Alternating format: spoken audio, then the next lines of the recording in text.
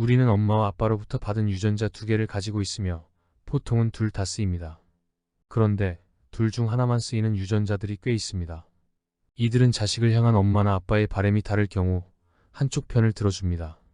당연히 자식에게 유전자를 전달할 때 엄마는 아빠의 이해관계를 옹호하는 유전자를 잠재워 놓고 전달합니다.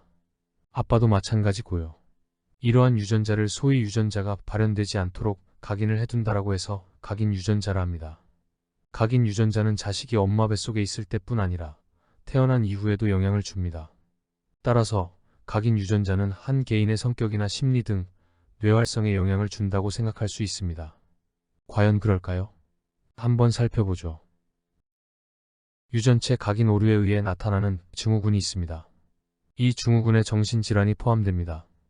유전학의 하드코어로 상당히 복잡하지만 유전체 각인이라는 견지만 따라가 보면 이해 못할 거 없습니다.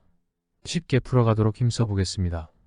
이 그림은 염색체 15번, 그중 파란색 아빠에서 온 염색체에 큰 결손이 있지만 엄마에서 온 빨간색 염색체에는 없습니다. 옆에 UPD는 15번 염색체가 두 개 모두 빨간색 엄마에서 왔습니다. 이 두 경우 심각한 증후군이 나타납니다. 이를 프레더 윌리 증후군 PWS라 합니다. 여기 또 다른 증후군이 있습니다. 엔젤만 증후군, 약자로 AS라 합니다. 그림에서 보는 바와 같이 AS에서는 똑같은 결손이 엄마 쪽 유전자 있는 것입니다. 그런데 나타나는 증상은 전혀 다릅니다. 어떤 공통점이 없어요. 그래서 1950년대에 발견하고 한 30년간 오리무중이었습니다. 같은 유전적인 결함인데 그것이 아빠에서 온 거냐 엄마에서 온 거냐에 따라 이토록 다르게 나타난다니 정말 모르겠다였습니다. 우리는 답을 알고 있습니다. 유전체 각인 때문이란 건 말입니다. 참, 15번 염색체 두 개 모두 아빠로부터 온 것으로 구성돼도 AS 증상이 나타납니다. 여기 결손 영역을 확대해서 보면 다음과 같습니다. 그 크기가 4 내지 5메가 베이스 페어이니 엄청 많은 유전자와 조절인자들이 들어있습니다. 근데 여기서는 하늘색 유전자 4개와 분홍색 유전자 2개만 그려놓은 겁니다. 하늘색 4개는 아빠의 이익을 대변하는 유전자들입니다. 그러니 엄마 빨간 염색체에는 잠자는 상태에 있습니다. 아래 분홍색 유전자 2개는 엄마의 이익을 대변하는 유전자입니다. 그러니 파란색 아빠 염색체에 아빠가 잠재우기 해놨습니다. 됐죠? 우리 다 아는 이야기입니다. 프레디 윌리 신드롬을 보면 그것이 딜리션이건 UPD건 아빠 쪽 이익을 도모하는 유전자 발현이 없습니다. 그래서 여러 병증이 나타나는 거죠. 게다가 UPD의 경우는 엄마 쪽 이익을 도모하는 유전자 발현이 2배로 증가됩니다.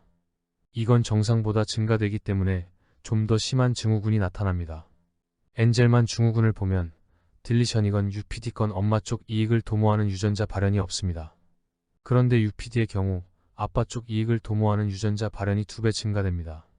마찬가지로 딜리션에 의한 AS보다 UPD에 의한 AS가 더 다양한 증후군을 나타냅니다. 우리는 각인 유전자 오류에 의한 뇌활성 이상, 즉 정신질환에 관심이 있습니다. AS나 PWS 환자가 나타내는 다양한 증상은 여기서 다루지 않습니다. 정신질환 중 자폐증에 초점을 맞춥니다.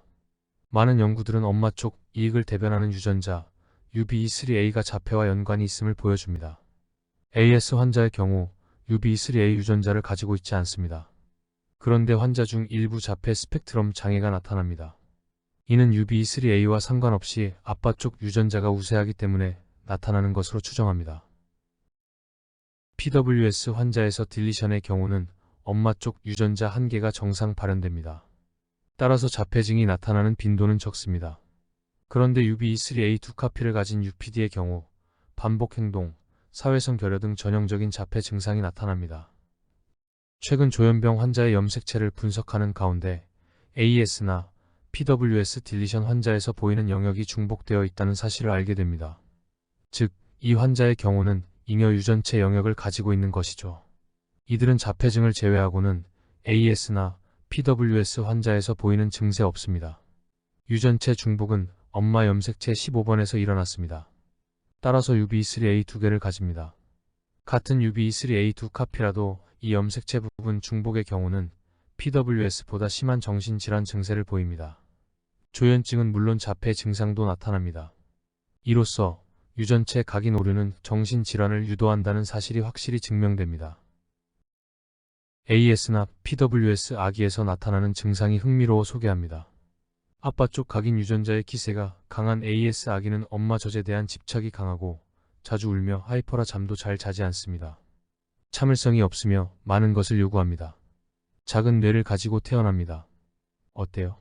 동물 실험에서 나타나는 전형적인 아빠 쪽 이익을 추구하는, 즉 아빠 각인 유전자의 지나친 활성 때문이라 해도 무방합니다. AS 아기는 자폐증으로 진행될 확률이 높다는 역학 증거가 있습니다.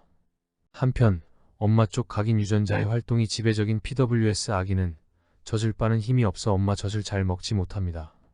나중에 폭풍 흡입하여 비만으로 진행됩니다. 아기는 보채지 않고 참을성이 있습니다. 사실 기운이 없기 때문입니다. 그래서 잠도 많이 잡니다. 엄마 입장에서 보면 순한 아기의 전형입니다. 역학 자료는 PWS 아기는 조현증을 포함한 여러 정신질환의 취약함을 보여줍니다.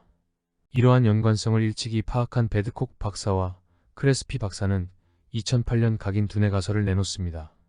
이야기인즉 아빠 쪽 유전자 활성이 강하면 자폐로, 엄마 쪽 유전자 활성이 강하면 조현증으로 진행된다는 가설로 10여 년간 검증한 결과 여러 면에서 부정되고 있는 실정입니다. 그렇지만 AS 아기와 PWS 아기에서 나타나는 행동 증상은 실험 동물의 결과와 부합하는 측면이 있습니다. 시청해주셔서 감사합니다.